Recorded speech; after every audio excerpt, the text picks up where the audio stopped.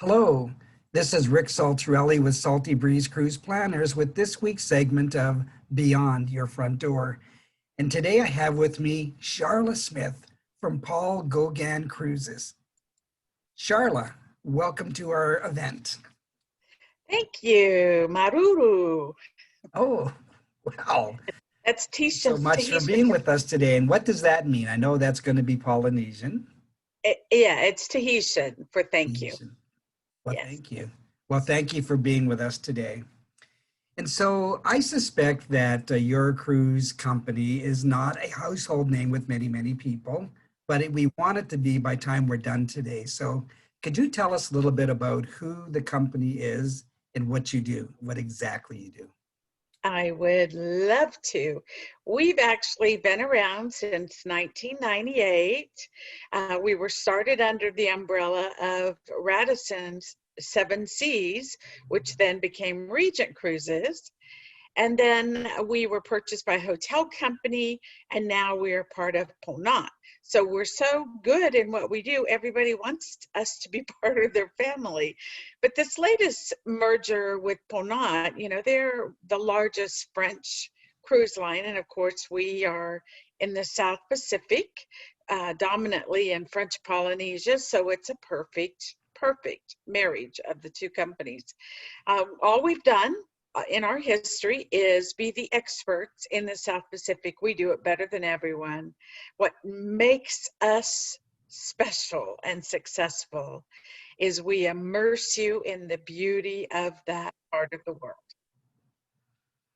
Well, you couldn't have said it any better. So the most important thing I think for people to think about when it comes to going to Tahiti is that you are the destination experts. That is all you do. You spend all year there. You're not a cruise line that just comes in and does one or two cruises and sails on. You are there 52 weeks of the year, correct? That is correct. And we like to say all of our friends at the other cruise lines just sail through to say, Yorana, which means good day, or hello. And then they pass on by us.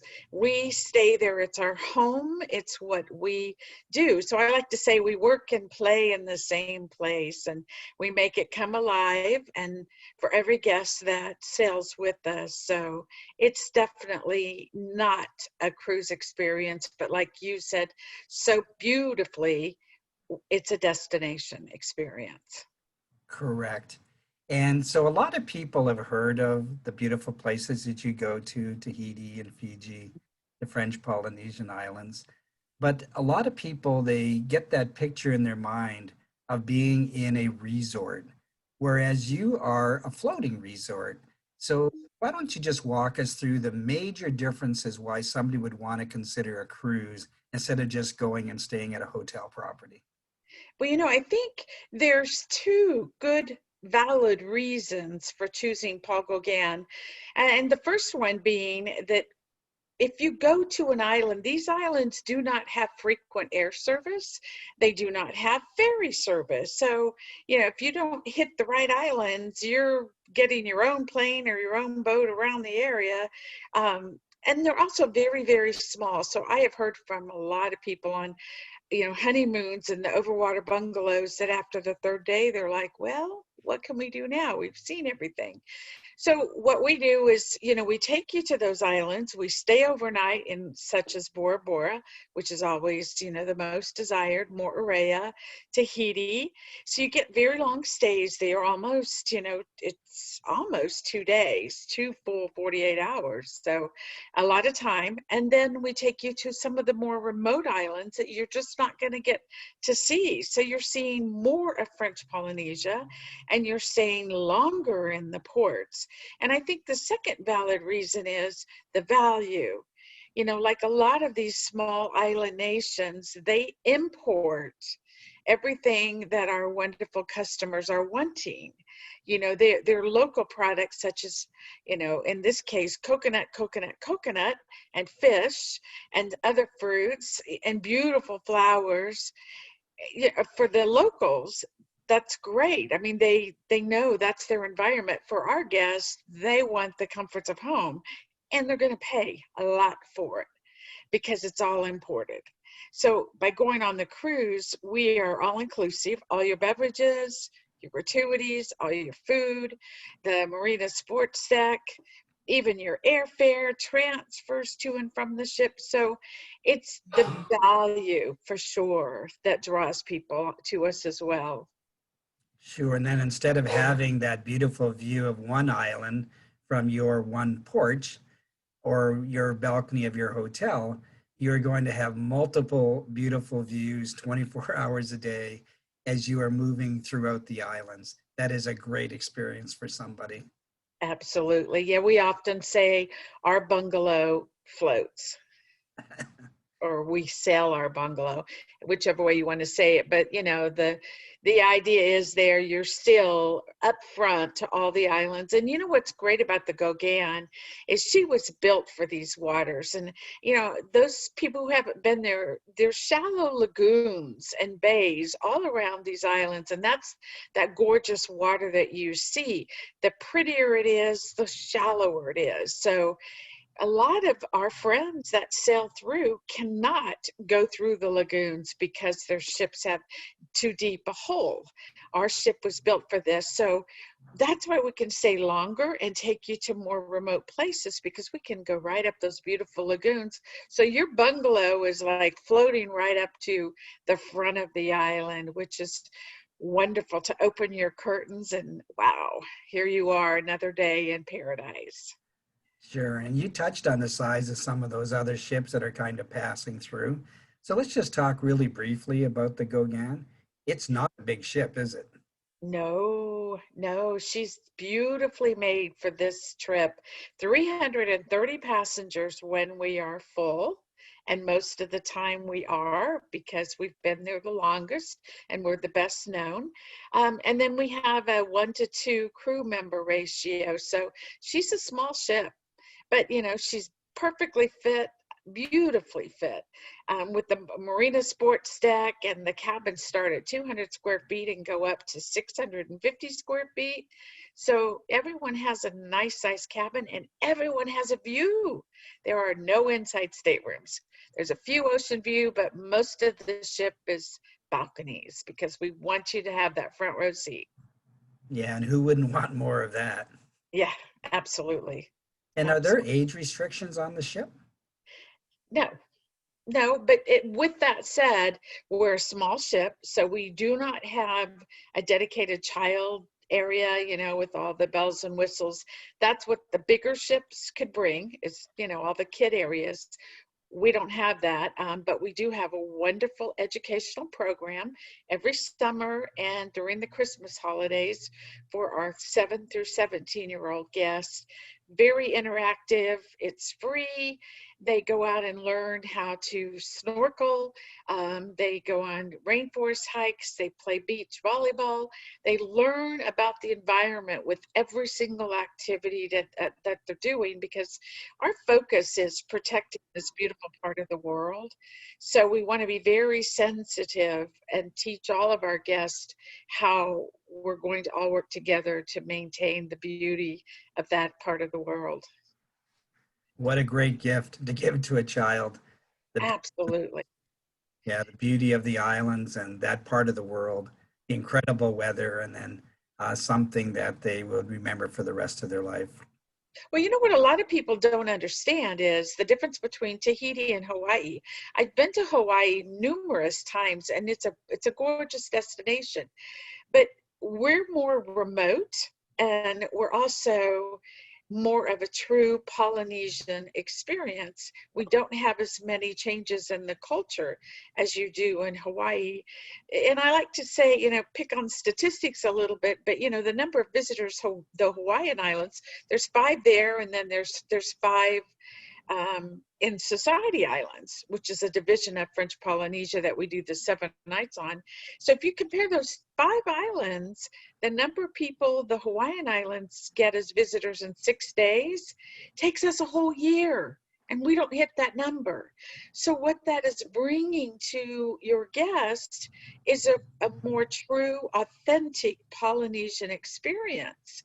And I think that's where the families really benefit by coming to our part of the world, because that does bring the educational side of it. They're seeing that it, you know, the Polynesian culture still existing, and the native tongue, and you know, the practices, and it's just very enriching. Plus, I mean, it's a great place for a family to learn how to snorkel together or paddleboard, because the waters are just so smooth and silky and wonderful. And Do you so I tell imagine I it's a love, great, pardon me? I said, can you tell I love what I do? Yes, we can. And so I imagine this is a great place not only for snorkelers, but for scuba divers as well. Absolutely. Yes, our program, all those many, many years ago when we started, our dive program was part of the Cousteau Society, which is a name, Mm. you know, that's known around the world for quality. And we still maintain their type of dive schedules. Every sailing has escorted dives. We have a dive master always on board the ship, you know, and they're, most folks want us to provide the zodiac, the dive master, to know the locations to go to, and the tanks, and they bring their own equipment. But so there is a fee involved in diving, but exquisite area. We know all the best places, and they're very small groups, so you do get some really special personal time. I mean, Sounds like a special place for the avid scuba diver enthusiast. So, absolutely, yes. and so would you have advice that you would give to somebody that was planning their very first cruise to the area with you? Well, just come on down. That's the first thing. Don't hesitate. You know, it's all year round. It's a perfect spot. Like everywhere, we have quote unquote a rainy season, but you know, we know what weather does.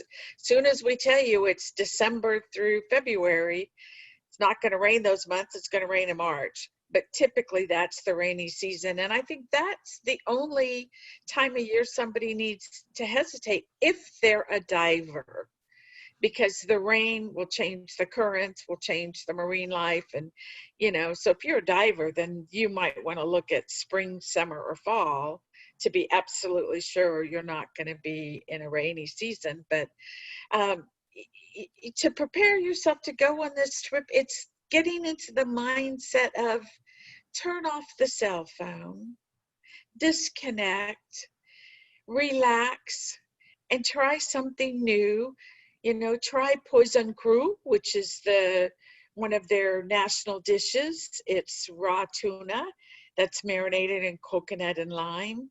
Try paddleboard if you've never experienced that.